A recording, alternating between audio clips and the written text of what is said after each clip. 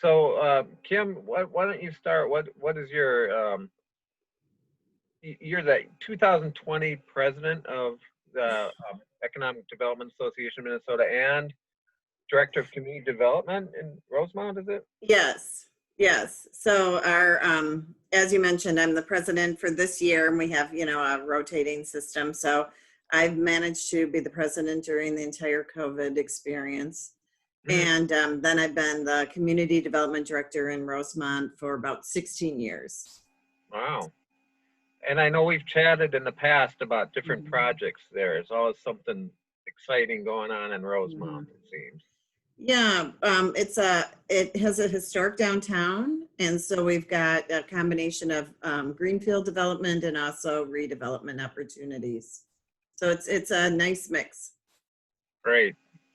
And Daniela, can you just introduce yourself, please, for the record?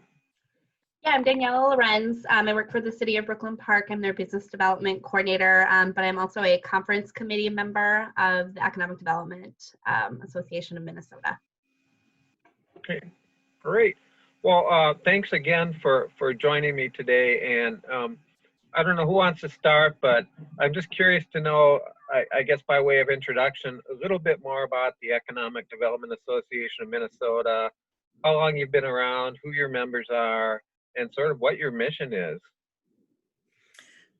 Well, I can kick it off, Brian. I did verify because I wasn't sure about the number, but we've got about 430 members. So we've got a nice mix. It's public sector, private sector, and nonprofit practitioners in the economic development field. A lot of us do economic development, but that also would include engineering, financial folks. Anybody who's got a hand in the development process is more than welcome to be a member and participate in our activities. It's really kind of an educational association. We're very involved in the education of our members, as well as lobbying efforts at the state related to funding certain programs that further economic development for our clients. And then we also are a networking piece for, I think, as you know, we've got the Metro, we've got the Outstate, and really kind of sharing our experiences really helps everybody to get a better idea of ways to move around development or financing to help get your projects approved. Okay. And well, I guess the obvious thing to ask you about is the state of economic development in the Twin Cities and beyond in these times we're living in with the civil unrest and COVID and everything else. What's happening out there? What are you hearing from your members in terms of development, and are they seeing projects still move forward? Are people getting skittish now? What's the feeling out there? Well, I'll start off a little bit, and then Daniela, please jump in. It was obviously quite a different scenario after COVID really hit, with things closing down. And I think a lot of the communities needed to kind of go into a different role where we were disseminating more information of what's going on in the state and local and federal level, because the businesses aren't maybe as tied into some of the executive orders, the restrictions, and also the funding sources. And so we really have relationships with our local businesses, and we're able to be a clearinghouse for that information and help them to navigate some of the, the programs that were available. And on top of that, EDAM provided another mechanism, because we immediately, the conference committee and we also have a education committee, put together a series of webinars that helped in terms of financial modeling, real estate forecasting, navigating how to address the COVID issues for our primarily local governments, but also, regional economic development agencies also. Danielle, maybe you can add on to that. Yeah, really well said, Kim, about the kind of clearinghouse of information in the government, especially local governments acting as kind of disseminating, we heard this from the state, so now we're sending it out in an email or we're consistently calling. I know from Hennepin County's perspective, where Brooklyn Park is, the county did a really nice job of convening local economic development professionals. So we were sharing information, particularly as we started creating programs for cities that had the capacity to do so. So Brooklyn Park had a small business emergency deferred loan program that we deployed in April and May when businesses started to get money. And the point of that was really, it's difficult to get these larger, the Paycheck Protection Program loans and the economic injury disaster loan, so the EIDL loan from the SBA, because they require a lot of information that businesses we found in Brooklyn Park, and it sounds like it's pretty similar across other communities in the metro especially, had a lot of difficulty accessing or didn't have, the proper paperwork, the credit requirements, et cetera, but still really needed assistance to pay their employees, to pay their rent, to be able to even remain open in the short term. So that was really helpful, as we created our program, to be able to call somebody up or sit in a kind of clearinghouse or a meeting of the minds with other professionals and talk about, what they're hearing and what they're doing. And I know the state of Minnesota also started convening people for a weekly phone call that they still do to talk about, what's coming down from the legislator, what they're hearing at the federal level, because they've got access to Congress that we don't have. So making sure that we're disseminating that information, but also in the case of Brooklyn Park, creating a resource, financial resource, and then technical assistance to apply for those programs, as we're sitting on webinars with the SBA or have maybe even better access through relationships that we have, whether it is through EDAM or just knowing them from other projects, to be able to tell people, this is what you'll need to do to apply for a PPP loan or an EIDL loan to set them up for as much success as possible. So we kind of turned into like de facto technical assistance providers, which is not necessarily what our jobs looked like before, but it was easy to sort of step into that because of all of the information sharing that was available. Okay. Well, there sure is a lot of information out there that needs to be shared, and so I'm glad that you're stepping into that, taking on that role. What are you hearing now in your cities about people who are you hearing anything different from developers? Are they looking at maybe, gee, I'd really like to jump on this opportunity, but I'm a little bit cautious now because of everything that's happening? Or is it, how would you, where are things at right now in terms of development? Mm-hmm.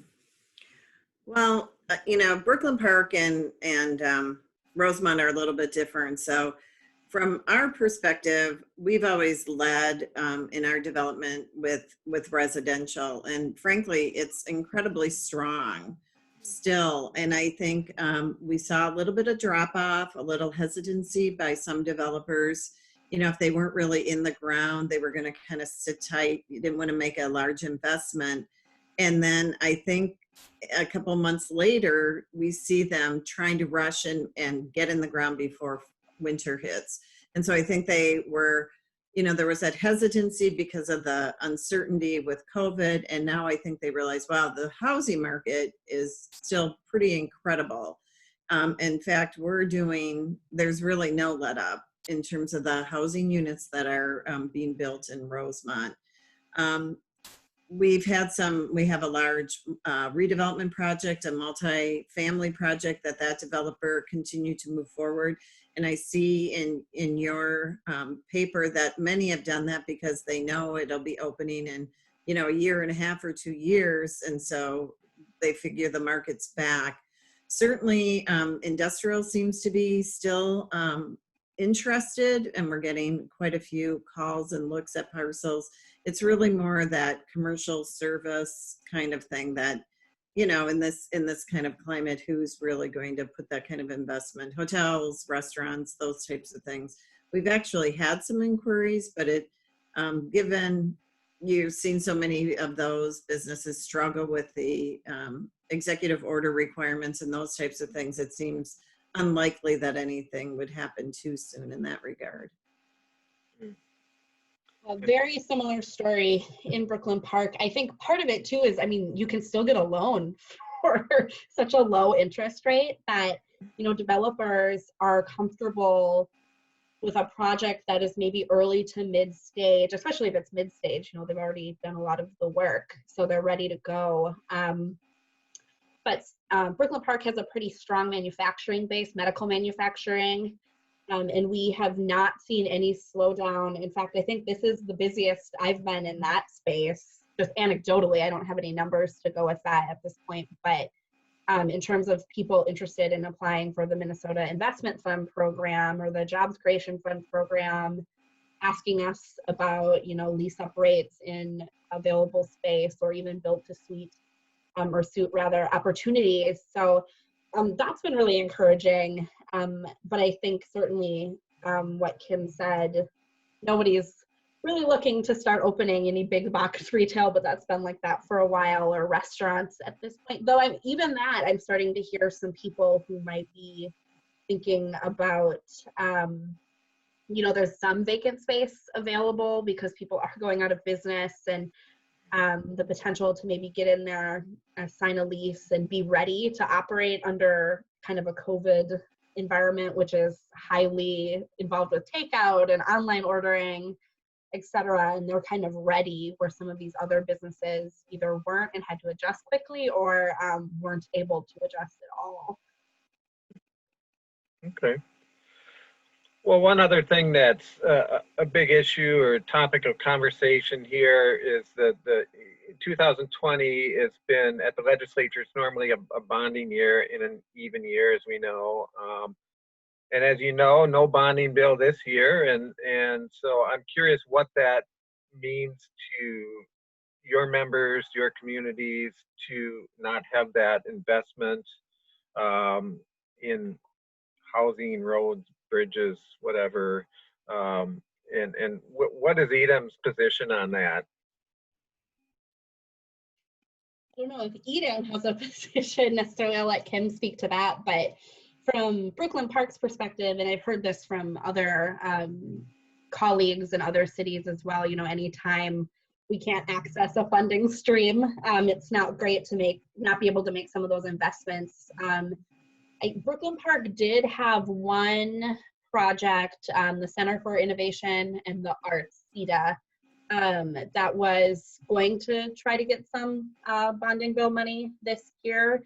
It was a really early stage project, and we actually didn't know how competitive we were for bonding, so that 2020 happening or not might not have made a difference for that project, but it certainly does slow things down. And then you start to see partners, if you have a lot of, you know, public-private partnerships, getting nervous that maybe the public sector won't be able to come through with money. So if 2020 has taught us anything, it's have lots of streams of investment, lots of partners, and the ability to kind of be as quick as possible to change on some of these things. But certainly, you know, it's the investment side of things, and it's always nice to get an injection from the state and be able to have projects that have multiple streams of revenue and investment.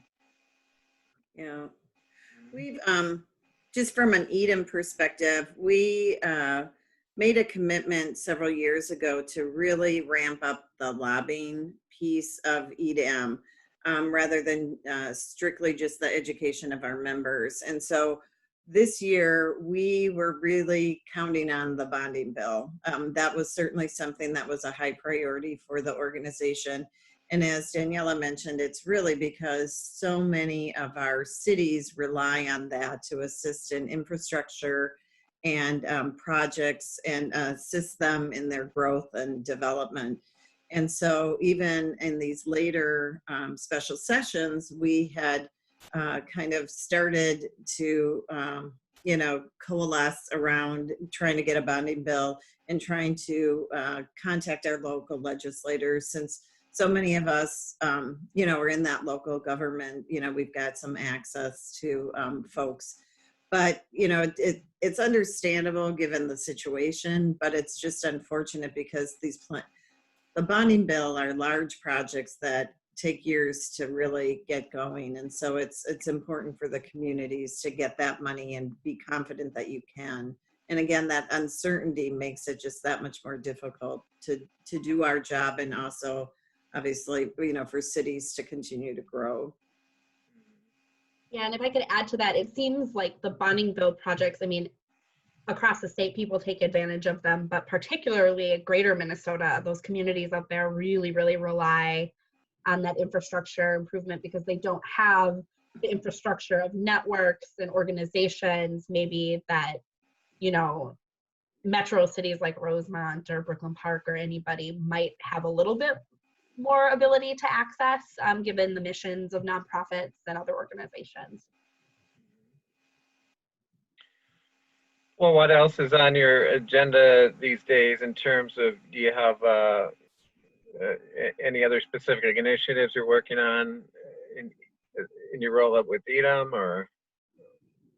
Well, I think the main thing you would see right now is a lot of cities have received CARES Act money and are putting together their own local programs for business grants. And so, you know, similar to Daniela's example in Hennepin County, Dakota County, you know, the state had a CARES Act grant, the county has a CARES Act grant, and the cities do.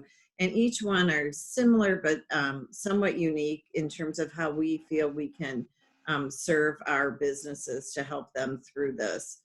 I would also just say, because of COVID, we've really had to pivot from maybe some of our traditional activities.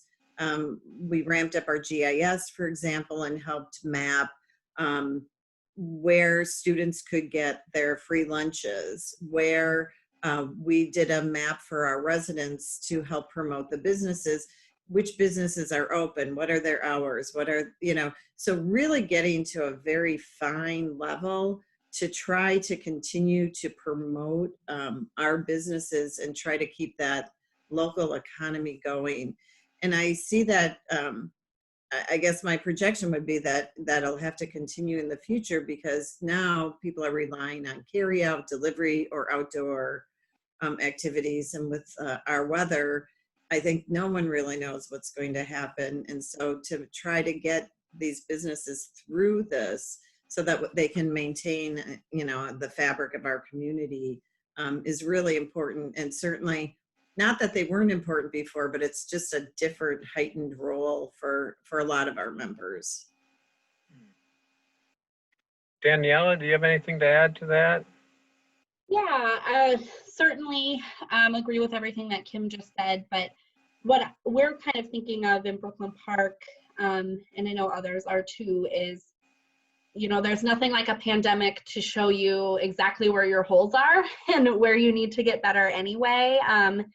And particularly going back to what I was saying before, the difficulty that some businesses, particularly businesses owned by people of color, women-owned businesses, immigrant-owned businesses, the difficulty that they had accessing these federal level programs and even some of the state programs highlights a need potentially for more technical assistance, more preparedness planning in that space, to make these businesses as resilient as possible in the next kind of big disruptive event. Hopefully it's not another pandemic once we kind of get out of the woods, but you know, the economy ebbs and flows. So to prepare them as much as possible for interruptions and to be ready to apply for available resources beyond just the city. Not that we wouldn't continue to offer programs and resources as possible, but to give them the ability to connect into as many spaces as possible is really what we're starting to think about, is how we prepare ourselves and our businesses and our residents to be as resilient as possible. Well, thank you both, and hopefully we'll get through this, and we can look forward to a better 2021. Better times ahead, hopefully. So, any final thoughts? No, I think we've said it all. All right. Nailed it. Well, take care, both of you. It was really nice chatting with you. And thanks again for joining us on short notice here. No problem. Thank you. Thanks, Take Brian. care. Goodbye. All right. Bye-bye. Yeah. Thanks, Daniela.